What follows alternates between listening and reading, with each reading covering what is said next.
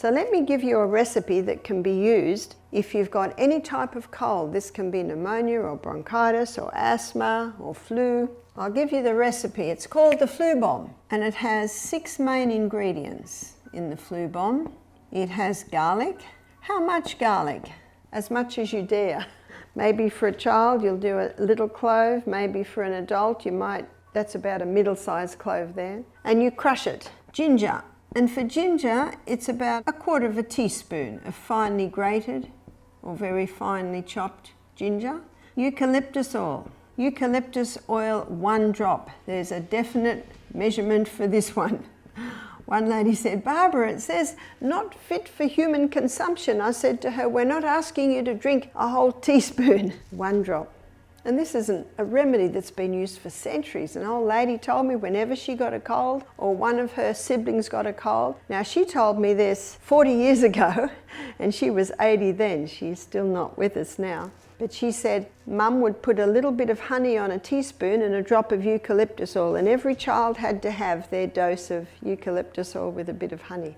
In Australia, you can even buy eucalyptus oil and honey lozenges when you get a cold. So remember, it's only 1 drop. If you don't have eucalyptus oil, you can use tea tree oil. Cayenne pepper, there's no amount to the cayenne pepper, so it's just like the garlic. It's as much as you can bear. Some might only bear a sprinkle, some might be able to bear 1/4 teaspoon, some 1/2 teaspoon. I don't know anyone that can go much past that. Lemon, the juice of a lemon, and 1 teaspoon of honey. This is the flu bomb. And to this, you add approximately 1/3 cup of hot water.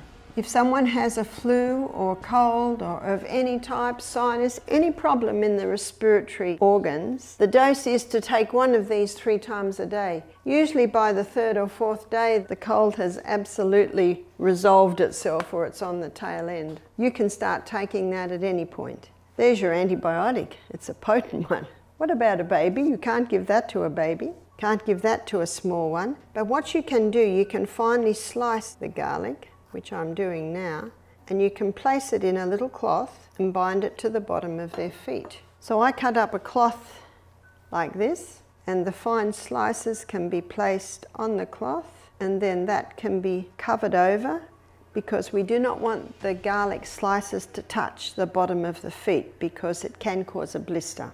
The onion will not, but the garlic will.